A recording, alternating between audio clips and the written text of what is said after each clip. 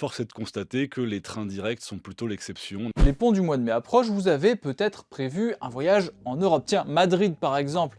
Et pour diminuer votre empreinte carbone par 40, si vous partez de Paris, vous avez choisi le train, mais malheureusement pas de trajet direct, c'est loin d'être un cas isolé.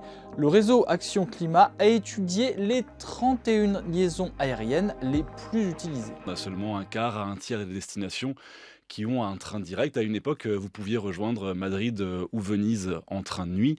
Ça n'est plus le cas aujourd'hui, donc vous devez faire des correspondances qui sont parfois périlleuses. Et encore, ça c'est si vous partez de Paris, mais ailleurs en France, c'est encore plus compliqué. Moi j'habite à Marseille, vous avez une connexion internationale qui est quand même assez modeste. On peut aller à Madrid quand même et on peut aller à Francfort, donc il y a des villes qui sont moins bien loties, notamment si vous êtes dans l'ouest de la France. Là, à part Bruxelles, vous avez quasiment aucun train direct, donc vous devez passer par Paris et probablement changer de gare, ce qui est une correspondance particulièrement pénible. Ensuite, ces trajets, il faut pouvoir les acheter.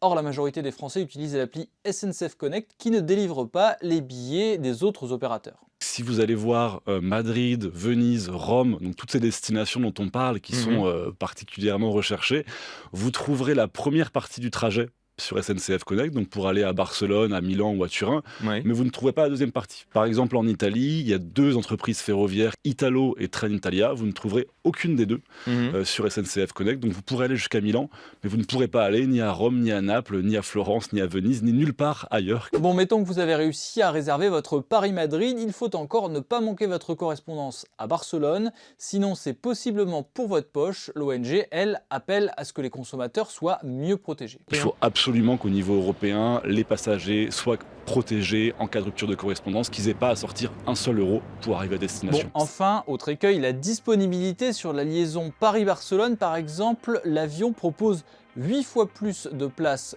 que le train, c'est sans compter bien sûr le prix. Là, le réseau Action Climat appelle une fois encore à rééquilibrer la fiscalité, aujourd'hui très largement favorable à l'avion.